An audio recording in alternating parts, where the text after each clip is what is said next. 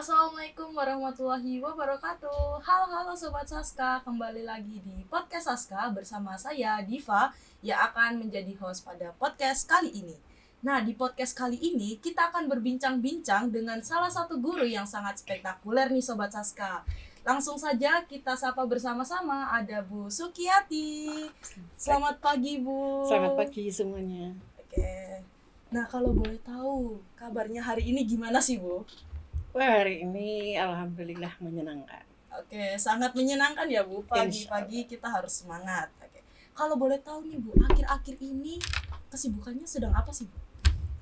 Kalau tanya kesibukannya itu, saya bisa bilang luar biasa. Karena di sisi lain saya punya tugas di luar yang harus saya jalankan juga. Sementara di sekolah juga itu adalah kewajiban Menjadi untuk mengajar. guru ya Bu di Saska. Kalau boleh tahu Bu menjadi gurunya di kejuruan apa? Di akuntansi.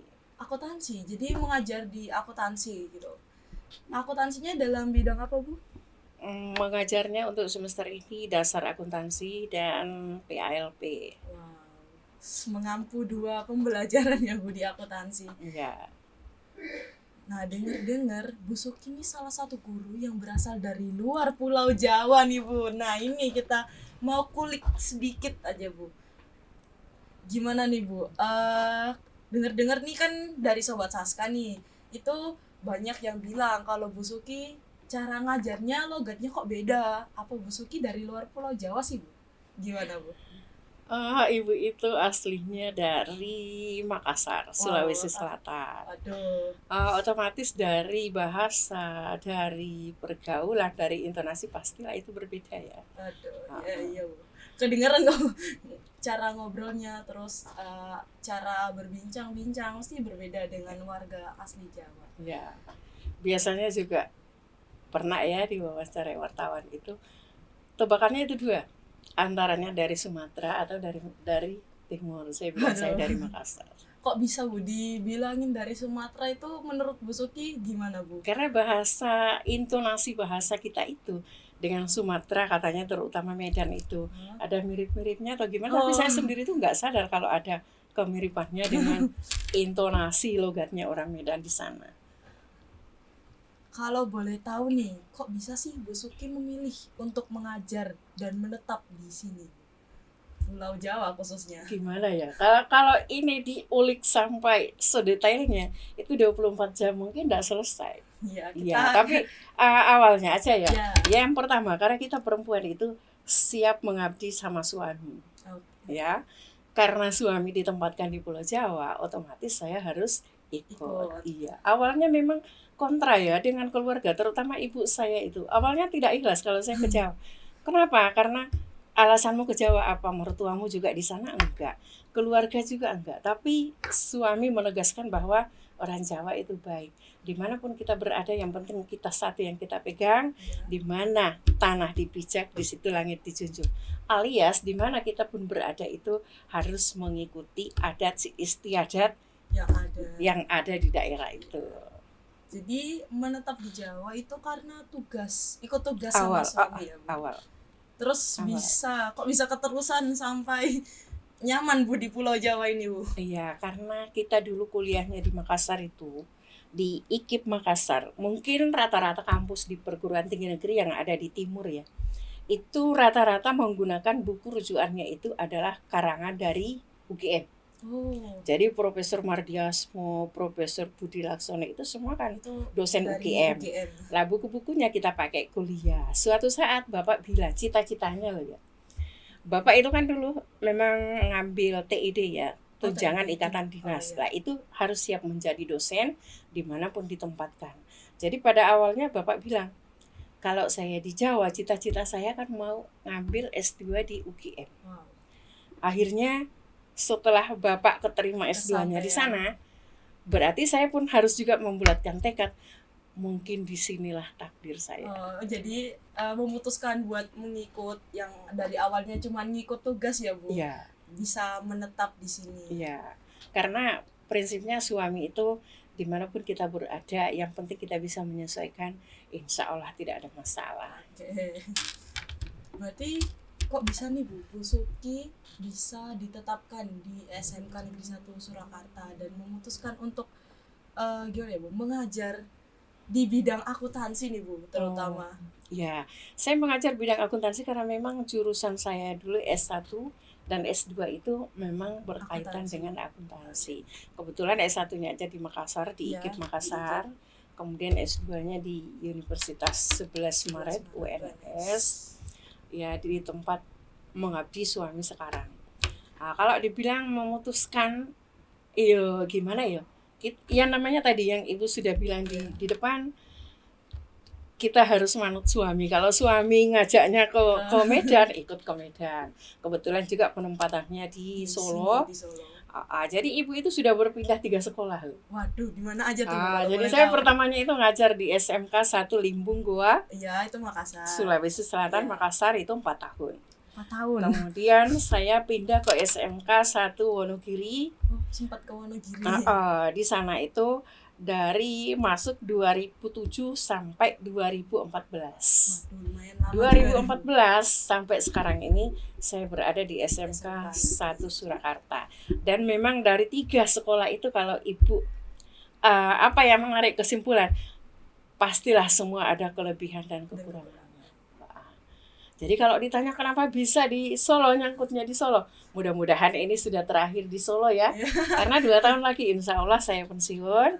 Berarti saya pengabdian di sini dari 2014 sampai selesai. Ya. Oke. Kita lanjut ya Bu Suki ini udah lama mengajar di Saska.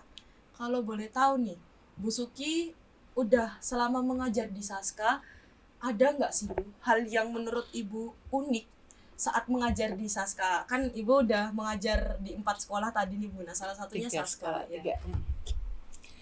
Ya uniknya gimana ya, kalau saya bandingkan antara Wonogiri dengan Solo sini, itu tidak terlalu banyak perbedaan. Ya di sisi lain, siswa itu di setiap sekolah sepertinya punya ciri khas ya. Iya. Di Wonogiri beda, di sini beda.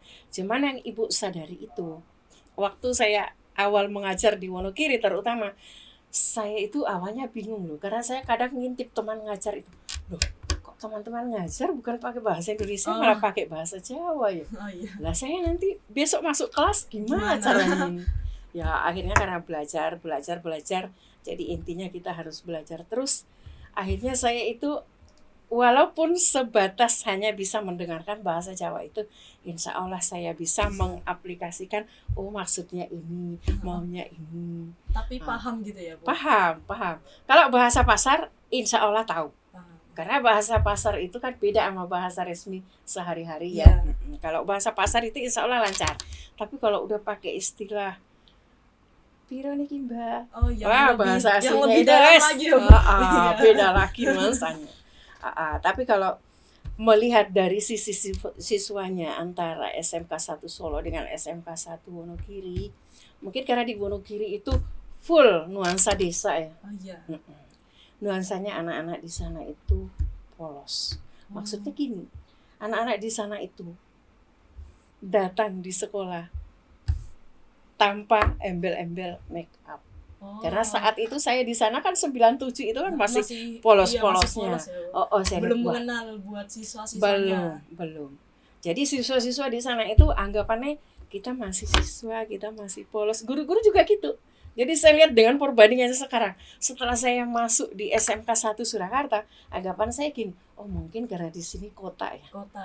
Jadi sudah berbeda peradaban siswanya desa dengan di sini, dengan kota. Cuman kalau di saat kita mengajar itu memang harus pandai-pandai menyelami kondisi kelas, kondisi siswa. Jadi kita sebagai guru yang harus menyesuaikan ya. Ya awalnya gitu. Jadi kita masuk di kelas yang baru dengan siswa yang baru itu harus pintar-pintar mencari selanya. Ini nanti menggunakan bahasa apa, menggunakan metode apa, siswanya nanti bisa menerjemahkan apa enggak. Itu tugasnya guru. Mencari sesuatu yang bisa menimbulkan siswa itu untuk tetap belajar, untuk mau tahu. Tapi gini Bu, selama Bu Suki mengajar, itu apakah ada pendapat dari siswa pernah Bu Suki dengar kalau siswanya itu nggak paham sama penyampaian Bu Suki, soalnya bahasanya atau logatnya beda gitu dari daerah tersebut. Iya, itu sering ya, biasa ya Pernah mendapat di tuh? kalangan Oh, sering siswa. malahan. Malah saya yang mendahului, karena Gimana lu udah tuh, tahu Bu? bahasa Jawa kan, mudeng Iya. atau mubeng, itu Iya. sudah menjadi istilah di kelas ya. Iya. Mudeng atau mubeng, anak-anak kan bilang gini, mubeng Bu. Oh Iya. alah, berarti saya harus kembalikan ke awal lagi, mau pakai bahasa apa. Jadi biasanya saya mengeluarkannya tidak pakai bahasa Jawa, cuman saya selai aja. Oh, iya. Jadi di sela-sela itu anak-anak kan jadi apa yang tadinya ngantuk jadi bangkit semangat lagi. Tetap di itu ya Bu, kita bikin biar suasana kelas nggak tegang-tegang banget. Iya, karena kita harus sadar yang kita ajarkan itu hitungan, angka-angka. Tidak bisa lagi sekarang khusus hitungan itu di jam awal, siang sampai jam terakhir. Nah, itu kan kendalanya banyak ya. Siswa udah ngantuk, Nah, udah capek-capeknya tuh. lapar, capek itu biasa.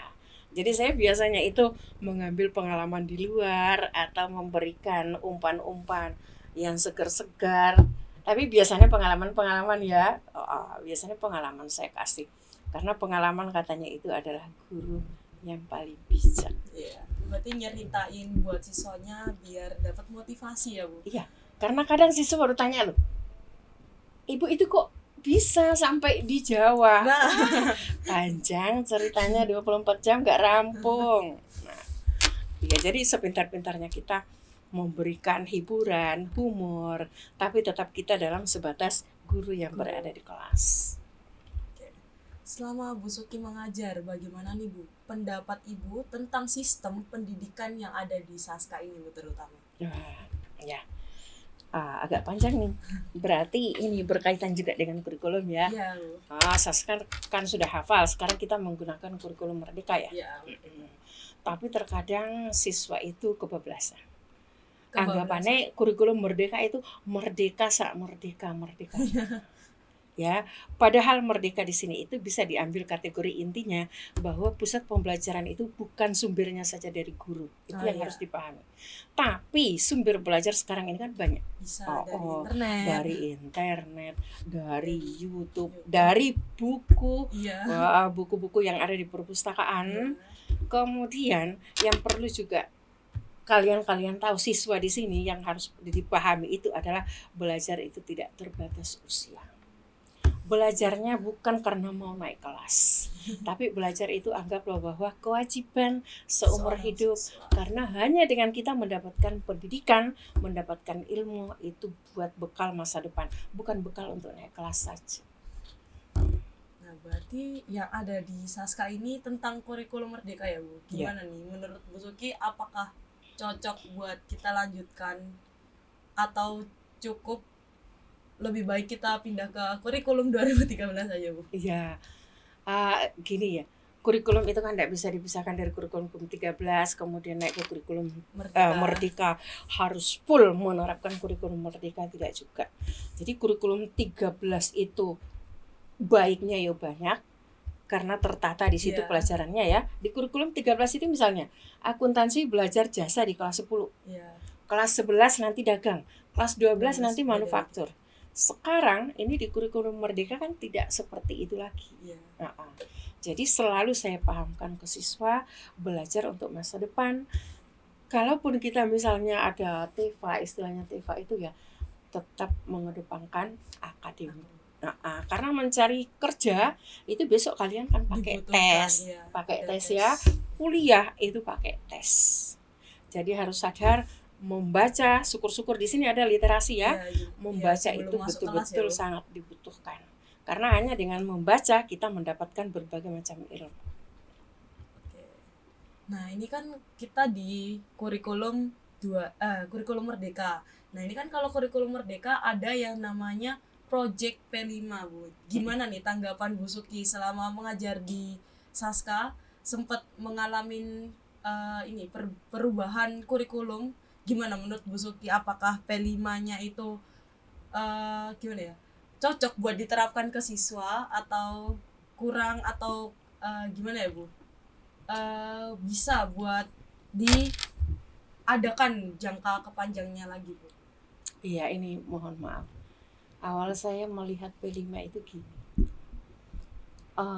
P5 itu kan sebelum-sebelumnya juga sudah diterapkan walaupun tidak bentuknya khusus untuk P5 ya. Jadi kalau dulu itu kan sambil menunggu rapot diadakan lomba-lomba. Itu Pentas, mirip pentas. dengan P5 yang sekarang Dulu itu. namanya ini ya, Bu, kalau nggak salah classmate ya, Bu?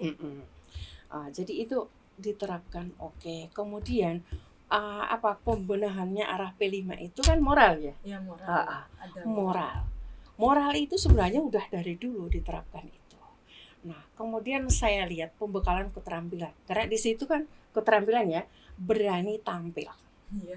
Saya lihat di situ itu keterampilannya adalah berani tampil. Karena kenapa?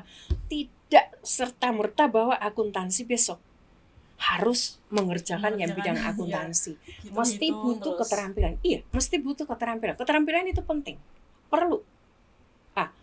Ini kita kaitkan dengan luar negeri ya. Tapi ada beberapa negara yang pernah saya datangi. Tapi yang saya lihat yang paling dominan itu keterampilannya adalah Thailand. Jadi Thailand itu jujur, ini mohon maaf, mungkin seandainya kita bisa ke depannya itu mengadopsi di P5 itu Thailand itu. Nah, contohnya gini, di Thailand itu kalau jam belajar atau jam non belajar misalnya sore waktu, kita itu jalan-jalan, enggak pernah sepanjang jalan itu kita enggak pernah melihat anak-anak itu ngumpul di pinggir jalan, santai-santai di atas kendaraan. Ini yang menarik di situ. Dulu saya ada punya videonya. Dan kita itu kan rombongan, termasuk dulu itu wakil rektor bidang kemahasiswaan. Sampai dia bilang gini, memang Bu kalau di Thailand itu anak-anak itu pulang sekolah harus mencari keterampilan. Terserah keterampilan apa saja. Malam pun iya.